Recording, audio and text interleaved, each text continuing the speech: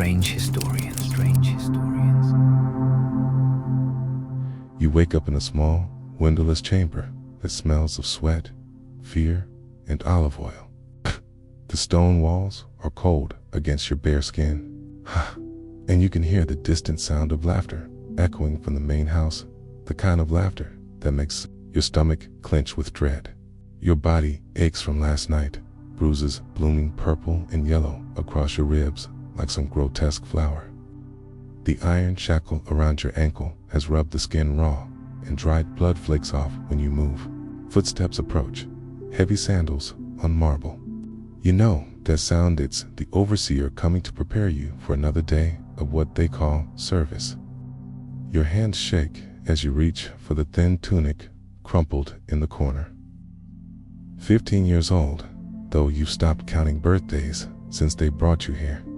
Time moves differently when your property, the door scrapes open, metal against stone, and harsh sunlight streams in. You squint, raising a trembling hand to shield your eyes. The overseer's silhouette fills the doorway, a mountain of muscle and scars. His face is a map of cruelty carved by years of breaking young spirits. "Clean yourself," he growls, tossing a damp cloth at your feet. "The master has guests arriving tonight, important guests."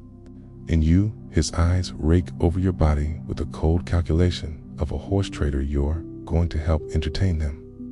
Your throat constricts. You know what that means? You've known since the first night they dragged you, kicking and screaming, from your village, since they told you that your family's debts had been paid and the only currency they had left, you. This was the reality for countless young men in ancient Greece, not the sanitized version taught in schools, where philosophy and democracy shine bright enough to blind us to the shadows behind the marble columns and intellectual discourse. Behind the symposiums and political debates existed a system that consumed the vulnerable and discarded their humanity like broken pottery. Before diving into these forgotten stories of survival and suffering, if you enjoy learning about the hidden truths of history, consider hitting that like button and subscribing for more content like this. And please comment below to let me know where you're listening from. I find it incredible that we're exploring these ancient stories together from different parts of the world, connected across time and space by our shared curiosity about the past. The selection process began long before you understood what was happening. Perhaps your family owed money to a wealthy landowner. Perhaps raiders swept through your village during one of the endless wars that plagued the Greek world. Perhaps you were simply born beautiful in a world that saw beauty as a commodity to be harvested and sold. In the rural villages scattered across the Greek countryside, families lived on the knife's edge of survival. A bad harvest, an injury to the father, a death in a family, any of these could push a household into debt. And when the creditors came calling, they weren't interested in empty promises or future earnings.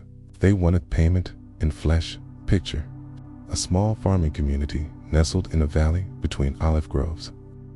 The houses are simple mud, brick, and thatch, with dirt floors and single rooms where entire families sleep together for warmth. Children run naked between the houses, their laughter mixing with the bleating of goats and the distant sound of women grinding grain.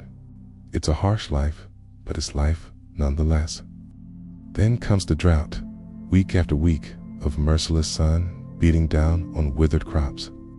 The olive trees, ancient and gnarled, produce only shriveled fruit. The barley fields turn brown and brittle. Wells that have sustained the village for generations begin to run dry. Families begin to make choices no parent should ever make. First, they sell their livestock, the goats and sheep that represent their only wealth. Then comes the jewelry, the few precious items passed down through generations. When those are gone, they start looking at their children with different eyes. The slave merchants arrive like vultures, sensing carrion. They set up in the village center, their chains and ropes coiled like metal serpents, their ledgers filled with names and prices. They offer immediate payment for long-term contracts, 20 years of service for enough silver to keep a family fed through winter. It sounds reasonable, even generous, when your children are literally starving. But you're 12 years old. You don't understand the mathematics of desperation. You only know that your father won't meet your eyes as he negotiates your price, that your mother turns away when the merchant examines your teeth like you're a horse. You feel the rough hands checking your muscles, evaluating your potential. You hear words like promising and good breeding and suitable for household service, but you don't understand what they mean, not yet. The merchant counts out silver, coins into your father's palm. The metal catches the sunlight, each piece representing a year of your life. Your father's hands shake as he takes the money, but he takes it nonetheless. Your mother covers her face and weeps, but she doesn't stop the transaction. They tell you it's temporary, that you'll earn money and return home a man wealthy enough to buy your own land, maybe even take a wife. They promise you'll be treated well, that you'll learn valuable skills, that this is an opportunity for advancement. The lies fall from their lips like honey from a broken comb, sweet but poisonous. The journey to the city is a nightmare of chained necks and blistered feet. You're part of a human caravan now, dozens of boys and young men linked together by iron and despair. The older ones don't talk much. They've learned that hope is just another word for future disappointment. The younger ones cry for their mothers until their voices give out, or until the overseers beat the sound from their throats. You march through landscapes that would be beautiful under different circumstances. Rolling hills covered in olive groves, coastal roads where the sea sparkles like scattered diamonds, mountain passes where eagles soar overhead, but you see none of it. Your world has shrunk to the length of chain between you and the boy in front of you, to the rhythm of feet on stone, to the growing certainty that you will never see home again. At night, they chain you to stakes driven into the ground. You lie on your side in the dirt, listening to the muffled sobs of the other boys, feeling the weight of the iron around your neck like a collar of fate. Sometimes the merchants bring visitors to inspect their merchandise, men with soft hands and calculating eyes. Walk among you like farmers examining cattle. They prod and poke, checking for disease or injury, evaluating your potential for various forms of service. Learn to recognize the different types of buyers. The agricultural slave owners look for muscle and endurance. They want boys who can work in the fields from dawn to dusk. The household masters seek a different quality: compliance, intelligence, a certain fragility that suggests you won't cause trouble. But there's a third category, and you learn to dread their visits most of all. These men dress in fine clothing and speak with cultured accents. They smell of expensive perfumes and wine, and their fingers glitter with rings. When they examine you, their touch lingers in ways that make your skin crawl. They're looking for something specific, a combination of youth and beauty that has nothing to do with labor and everything to do with pleasure. The slave market in Athens is an assault on every sense. The sound hits you first, hundreds of voices, haggling, crying, pleading, commanding. The smell comes next, unwashed bodies, fear, sweat, urine, and something else you can't identify, but that makes your stomach turn. Then you see it, and you understand why the older slaves warned you to keep your eyes down. Naked bodies arranged in rows like merchandise. Children barely old enough to walk, standing beside their mothers, their eyes wide with confusion. Old men with broken spirits and bent backs, their value measured in whatever strength remains in their aging muscles. And everywhere, the buyers, circling like sharks, pointing and discussing prices as if the people on the platforms can't hear every word. You're cleaned and oiled before you sell, not out of kindness, but because clean merchandise fetches higher prices. The oil makes your skin gleam in the sunlight, highlighting the lean muscles you've developed during the journey. Someone has decided you're too pretty for field work, okay? And you're positioned with the household slaves, the ones destined for indoor service. The auctioneer's voice booms across the market as he describes your attributes, your age, your region of origin, your physical condition. He mentions your pleasing appearance and gentle temperament, code words that make certain buyers lean forward with interest. The bidding starts low, but climbs quickly as more men join the competition. You stand frozen on the platform, trying to disappear into yourself as strange hands examine your body. Someone forces your mouth open to check your teeth. Another tests the strength of your grip. Third runs his fingers through your hair, commenting on its texture and color.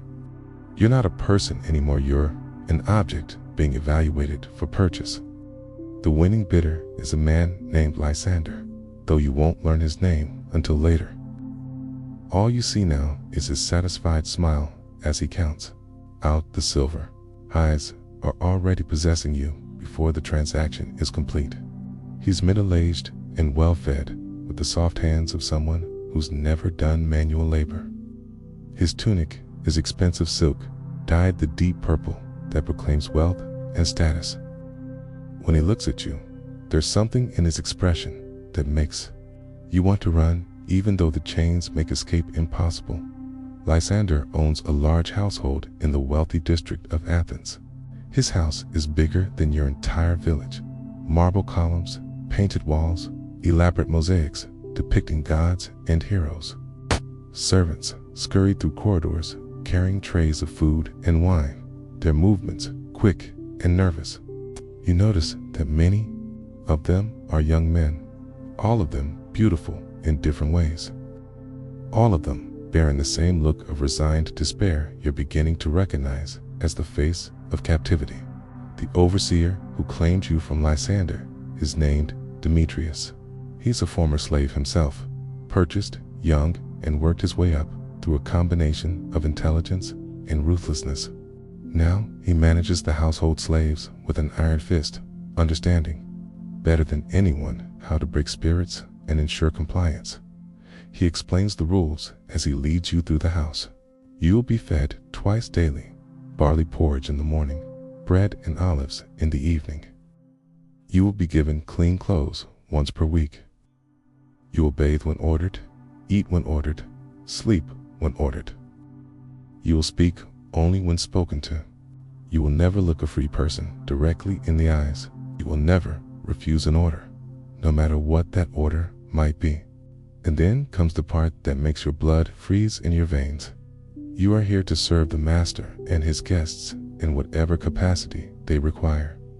This service may involve pouring wine, serving food, cleaning rooms, or providing entertainment. The nature of this entertainment, Demetrius explains with a cruel smile, will become clear in time. Some slaves resist at first, he continues, but resistance only leads to pain. Compliance, on the other hand, can lead to certain privileges. Better food, a warmer place to sleep, perhaps even small personal possessions. Your new quarters are in the basement of the house's series of small cells where the male slaves sleep.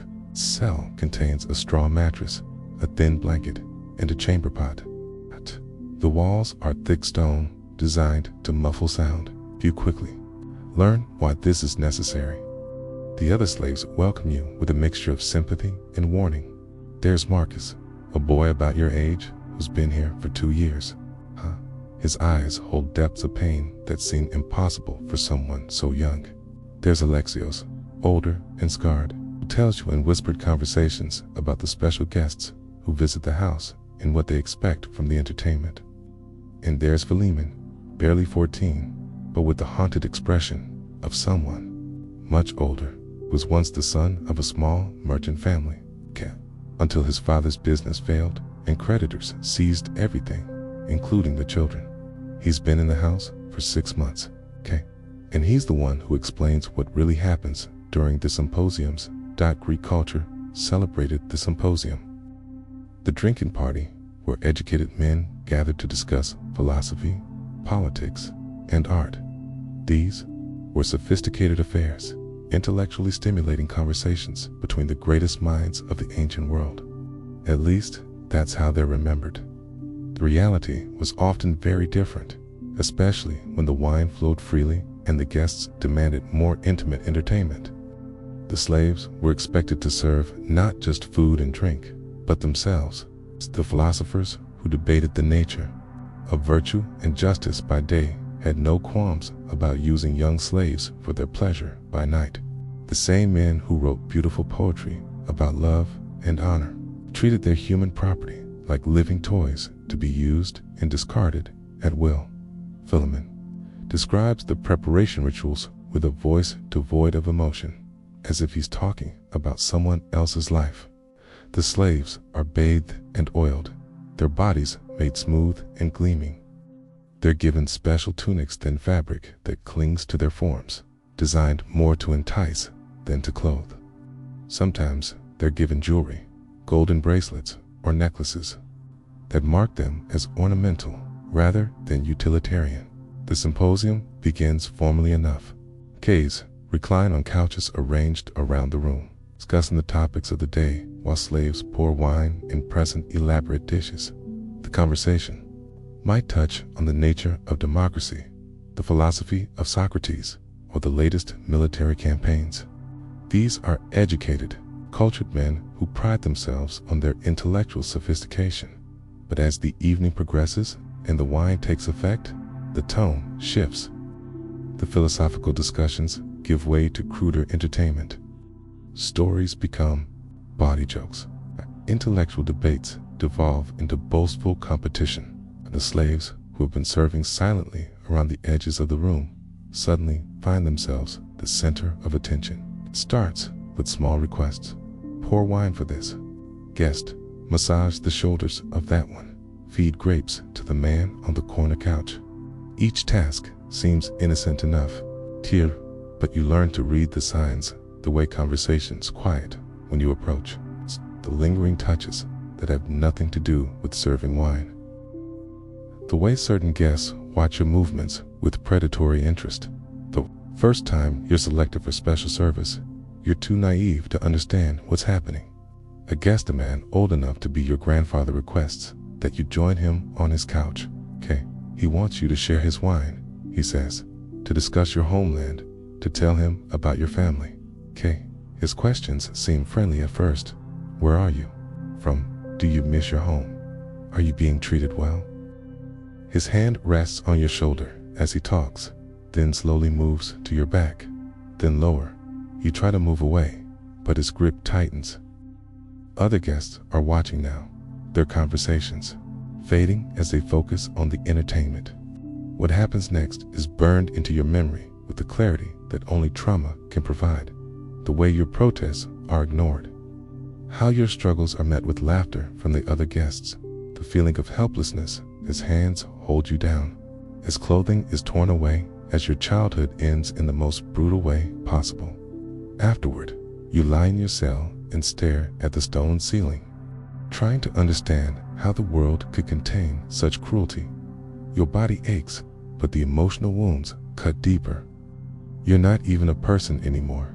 You're a thing to be used and discarded, source of entertainment for men who write poetry about the beauty of the human soul. But this is only the beginning. Over the following months, you learn that what happened that first night was considered mild by the standards of the house. Some guests have specific preferences, particular cruelties they enjoy inflicting. Others compete to see who can break a slave's spirit most completely. The overseer encourages this behavior, knowing that broken slaves are compliant slaves. You discover that the household operates on a complex hierarchy of abuse. The newest slaves bear the worst treatment, serving as fresh meat for the guests' appetites. Those who survive long enough might be promoted to different roles, personal servants to less violent masters, or kitchen workers who rarely interact with guests directly. But promotion requires more than just survival, requires a complete surrender of dignity, a willingness to participate in your own dehumanization. Some slaves try to resist. Marcus attempted to escape during his first month, only to be recaptured and beaten so severely that he walked with a limp for weeks afterward. Lexios once refused a particularly degrading order and spent 3 days chained in the courtyard without food or water, exposed to the elements as an example to the others. But resistance, you learn, takes many forms. Some slaves retreat so deeply into themselves that they become like walking corpses, present in body but absent in spirit. Others develop a kind of desperate cunning, learning to anticipate their master's moods and avoid the worst punishments through careful observation and submission. In the few, the lucky ones simply die, whether from disease, injury, or sheer despair. Death becomes a form of liberation. You've seen slaves simply stop eating, stop responding to orders, stop caring whether they live or die. The overseers usually replace them quickly. There's always a fresh supply of young bodies available at the slave markets. The psychological techniques used to break slaves are as sophisticated as they are cruel. Isolation is one of the most effective weapons. You're cut off from everyone you've ever known, surrounded by people who are as powerless as you are. The other slaves can offer sympathy, but they can't provide protection or hope. Unpredictability is another tool. You never know when you'll be summoned, what will be required of you, or how severe the punishment might be for the smallest mistake.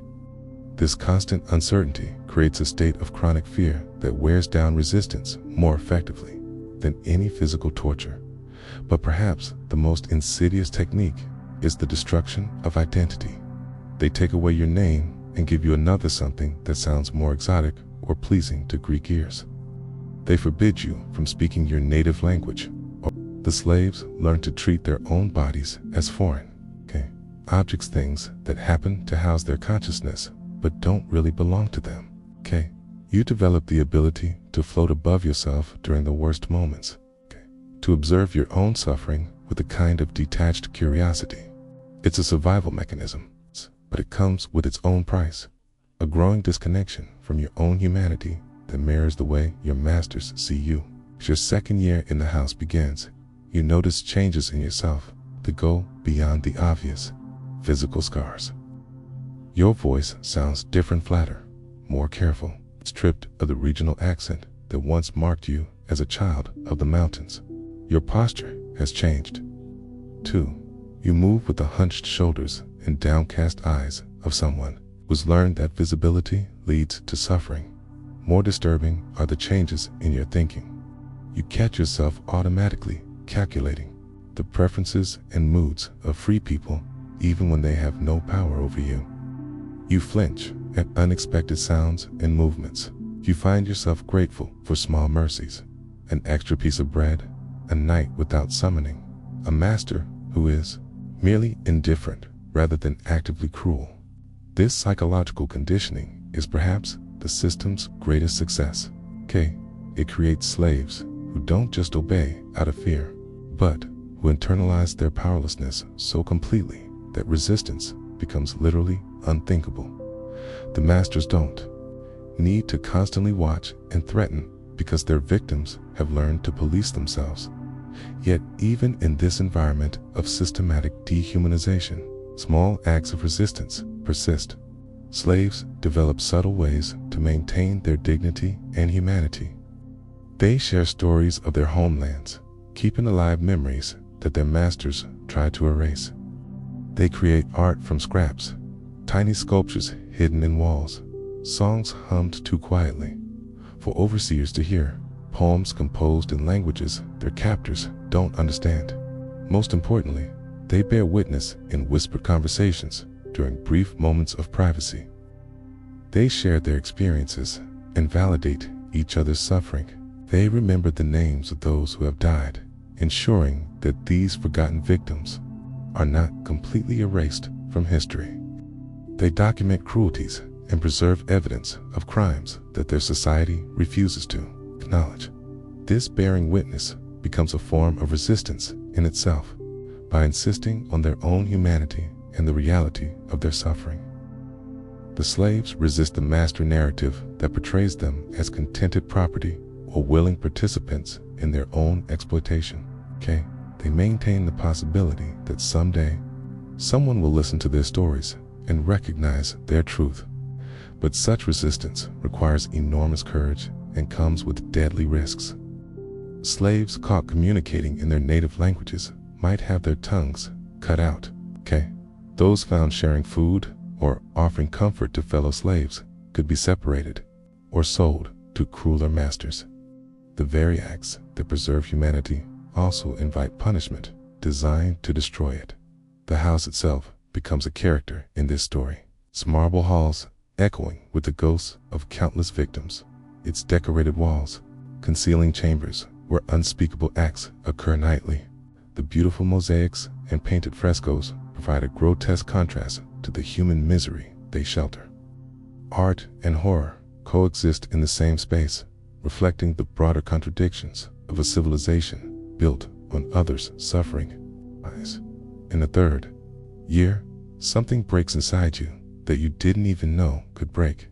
It happens during a particularly elaborate symposium, one celebrating a military victory against a neighboring city-state. The guests are more numerous than usual, their celebration more intense, their demands more creative in their cruelty. You're brought before a group of young aristocrats, barely older than yourself, but already drunk on wine and inherited power. They've devised what they consider an amusing game, a contest to see who can elicit the most entertaining reactions from their human toys. They take turns issuing commands, each more humiliating than the last, while keeping score like children, playing knucklebones. As you perform their degrading spectacle, something fundamental shifts in your perception. You stop seeing yourself as a person forced to endure terrible things and begin seeing yourself as exactly what they see, a thing that exists for their amusement. The last thread connecting you to the boy who once herded goats in mountain pastures finally snaps. This psychological death is almost a relief. Without hope or dignity to protect, there's no more pain and surrender. You become the perfect slave, anticipating needs before they're voiced, accepting any treatment without resistance, existing in a state of complete compliance that requires no thought or feeling. The overseers notice the change and reward it. You're given better clothes, more regular meals, and a cell with an actual window. Other slaves look at you with a mixture of envy and horror, recognizing what you've become and understanding the price you paid for these minor comforts. But even in this state of psychological numbness, fragments of awareness persist. You observe the household's rhythms with the detached interest of someone watching a play. You notice patterns in the guest's behavior, cycles of violence and indulgence that follow predictable patterns. You begin to understand the economics of suffering that keep the system functioning. The house operates on a constant supply of fresh victims. Young slaves rarely last more than a few years before they're either broken beyond usefulness or aged beyond their master's preferences. Some die from disease or injury. Others are sold to gladiator schools or mining operations when their beauty fades. A few simply disappear one night, their fate unrecorded and unlamented. This turnover necessitates regular visits to the slave markets. You sometimes accompany Demetrius on these trips, serving as an example of what proper training can accomplish. The irony isn't lost on you. The broken boy who once stood trembling on the auction block now helps evaluate new merchandise for his master's collection. You watch the terror in young faces and feel nothing when Demetrius asks your opinion on a particular boy's suitability. You offer technical assessments based on years of bitter experience. This one will resist too much and require breaking. That one is already too damaged to be worth the investment. The third shows promise for long-term service. The new slaves look at you with desperate hope, seeing in your survival some possibility of endurance. They don't understand that survival and living are very different things. They can't see that the person standing before them died years ago, leaving only a hollow shell programmed to serve. During one market visit, you encounter a boy who reminds you powerfully of your younger self. Same dark hair, same frightened eyes, same desperate search for kindness in a world suddenly turned hostile. He's maybe 13, small for his age, but with the lean strength of someone raised on hard work and simple food. Something stirs in the deadness behind your ribs. As you watch him for just a moment, you remember what it felt like to be human. The sensation is so unexpected and painful that you actually stagger, causing Demetrius to grab your arm and ask if you're ill. You lie and say the heat is affecting you, but the truth is more complicated. Seeing that boy has awakened something you thought permanently extinguished, not hope exactly, but a recognition that the person you once were deserves to be mourned, that the life stolen from you had value, even if no one else acknowledged it. The boy is purchased by a different household, sparing you the torture of watching his transformation. But his image haunts you for weeks afterward, bringing dreams you haven't experienced in years. You find yourself remembering your mother's cooking, your father's laugh, the feeling of wind on your face as you ran through mountain meadows. These memories are dangerous. They threaten the careful numbness that keeps you functional. But they also remind you that somewhere beneath the perfect slave, fragments of your original self still exist. The question becomes whether those fragments are worth preserving or whether complete surrender would be a mercy. The answer comes during another symposium, this one quieter than usual. The guests are older men, philosophers, and politicians, engaged in serious discussion about the nature of justice and the ideal state. You serve wine and listen to their debates with a trained invisibility. This realization brings a strange kind of clarity. You understand now that the system isn't the result of ignorance or primitive thinking. It's the product of deliberate choices made by people who know better but choose worse. The beautiful art, the philosophical discussions, the political innovations, none of these represent moral progress. They're just different forms of human expression that coexist comfortably with unlimited cruelty. Years pass in this state of clear-eyed despair. You perfect the art of invisible service, moving through the household like a ghost that occasionally assumes solid form when needed. You watch younger slaves arrive and break, observe the cycles of violence and exploitation that never change. Witness the endless parade of respected citizens who shed their public masks in private. Some nights, you stand at your small window and look up at the same stars you once watched from your family's roof. You wonder if your parents are still alive, whether they ever think of the son they sold to survive. You imagine your siblings growing up, perhaps with children of their own, telling stories about the brother who went away when they were young. But these thoughts no longer bring pain. They're more like distant music, beautiful, but unrelated to your current existence. You've learned to appreciate them without longing for what they represent. It's a form of meditation, this ability to hold memories without attachment. The end, when it comes, arrives without warning or drama.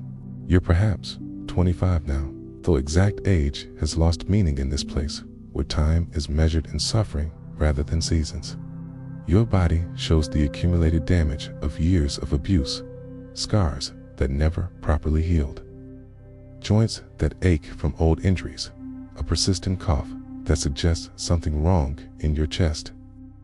More significantly, your usefulness is declining. The guests who once fought to claim your services now barely notice your presence. New slaves have arrived with fresh beauty and unbroken spirits, making your practiced compliance seem ordinary rather than exotic. You're becoming what every slave eventually becomes. Invisible in a different way, overlooked rather than coveted. Demetrius calls you to his quarters one morning and explains that you're being sold to a mining operation in the mountains, presented as neither punishment nor rewards, simply an economic decision. Your value as household entertainment has depreciated below the cost of maintenance, okay? But you still have years of hard labor ahead of you. The mining camps are where slaves go to die slowly Everyone knows this, including you. The work is backbreaking, the conditions lethal, the life expectancy measured in months rather than years. It's not execution exactly, but it's not survival. Either you receive this news with the same emotional flatness that has characterized your existence for years. Death in the mines or death in the household, what difference does it make? You've been dead in every meaningful sense for so long that the cessation of biological function seems almost redundant. But as you prepare for transport, something unexpected happens. Marcus, the boy who arrived around the same time as you, approaches during your last night in the familiar cell. He somehow managed to survive and even thrive in his own way, earning a position as a personal servant to Lysander's wife. But work is easier, the abuse less frequent, the food more regular.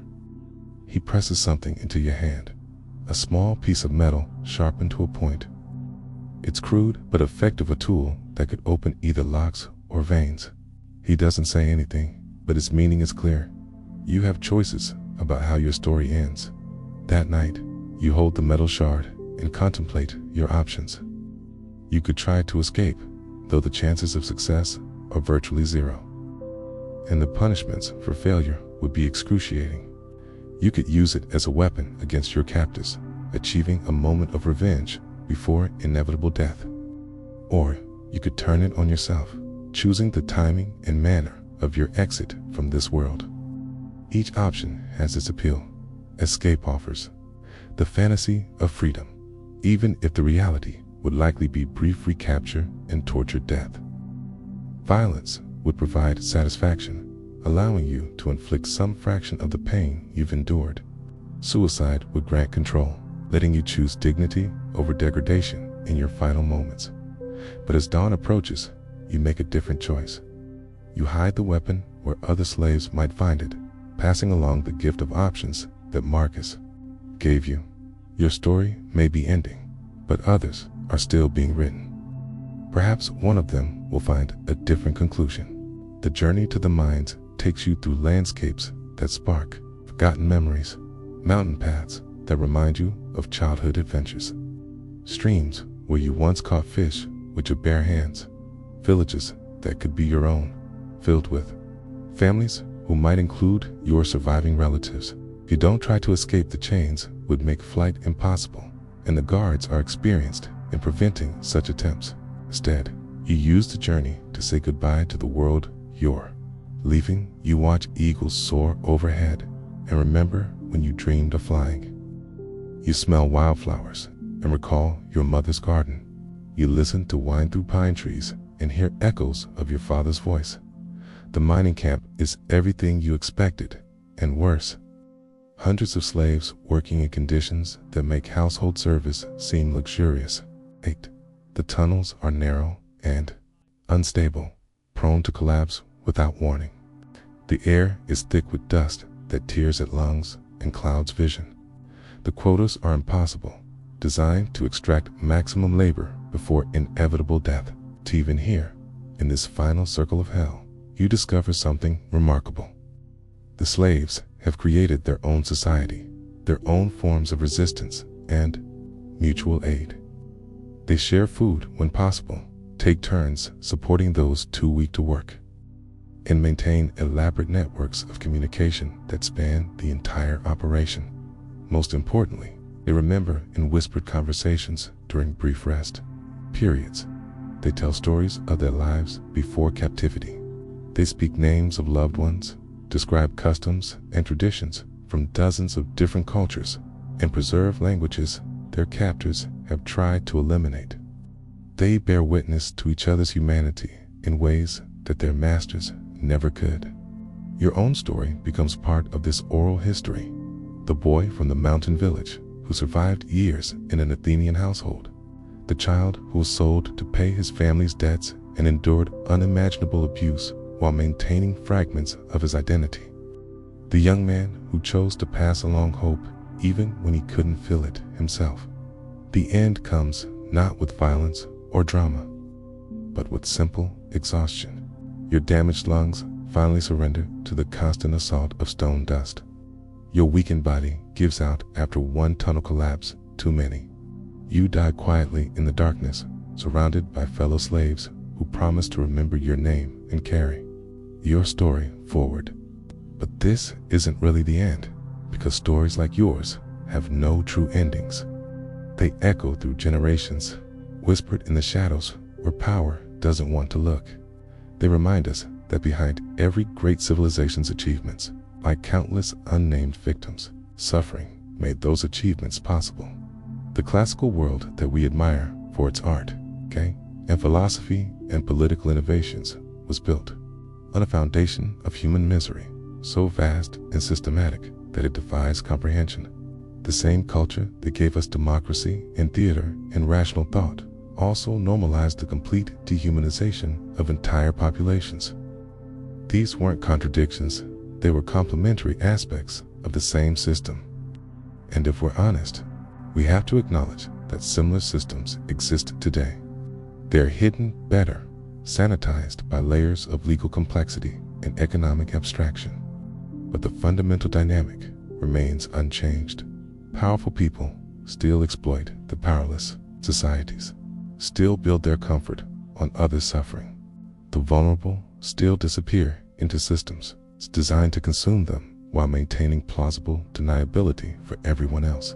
We live in a world where children are trafficked for exploitation while society debates philosophical questions about consent and agency, where pharmaceutical companies create addiction epidemics while funding research into the nature of mental health, where technology designed to connect and educate becomes a tool for predation and manipulation of the young and vulnerable.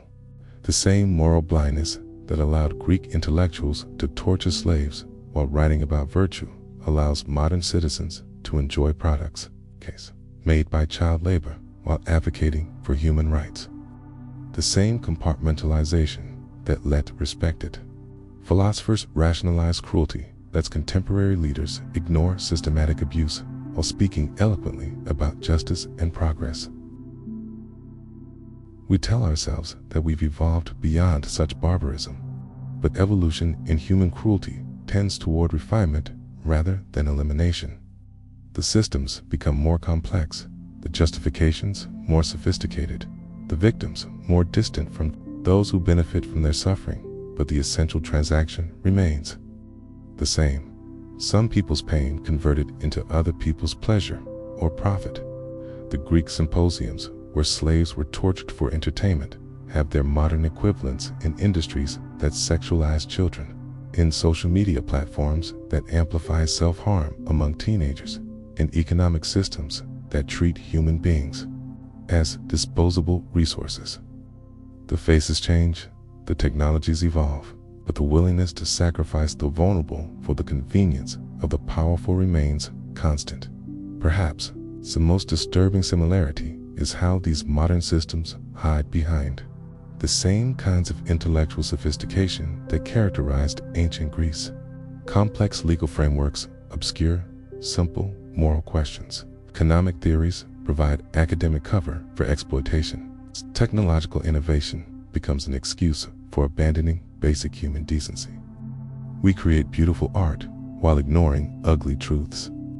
We write moving poetry while children disappear into systems of abuse. We develop brilliant technologies while algorithms designed to maximize engagement drive vulnerable young people toward destruction. We hold sophisticated philosophical discussions about ethics while the most basic ethical standards are violated daily in our names. The boy whose story we followed through these pages died, forgotten in a mountain mine. His name is lost, his suffering unrecorded in official histories, his voice silenced by those who found it inconvenient. But his experience echoes through time in the voices of everyone who has ever been treated as less than human for someone else's benefit. Tonight, somewhere in the world, another child is being sold to pay a family's debts. Another young person is being broken by systems designed to exploit their vulnerability. Another victim is discovering that the civilization they thought was built on noble principles actually rests on foundations of carefully hidden cruelty. Their stories are still being written. Their voices are still crying out for someone to listen, to bear witness, to remember their names, and honor their humanity. The question isn't whether such things happen, they do, constantly, everywhere, hidden in plain sight by our collective willingness to look away. The question is whether we'll continue the ancient tradition of moral blindness that allows us to enjoy the benefits of systematic cruelty while maintaining our sense of ethical superiority. Whether we'll keep telling ourselves comfortable lies about human progress while actual humans suffer in the shadows of our enlightenment, or whether we'll finally acknowledge that the price of our civilization has always been paid by those who had no choice in the transaction, that the boy in the mountain mine died for the same reason children die today, because societies have always found ways to rationalize the unthinkable when it serves their interests. The marble halls still echo with his cries. The beautiful mosaics still conceal the stains of innocent blood. And somewhere in our own gleaming cities, in our own sophisticated institutions, the same ancient horrors wear new faces and speak in contemporary languages while the essential evil remains unchanged. We are them, they are us. The only difference is time, and time has never been a barrier to human cruelty, only an excuse for forgetting it.